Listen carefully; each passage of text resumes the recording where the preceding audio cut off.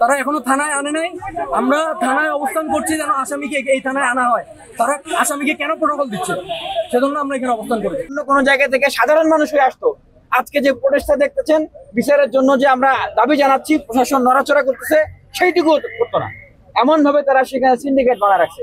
আমাদের বিশ্ববিদ্যালয়ের শিক্ষার্থীদের পক্ষ থেকে নাম্বার 1 দাবি হচ্ছে যে নিউ মার্কেটের এই সন্ত্রাসী সিন্ডিকেটকে আগে ভাঙতে হবে।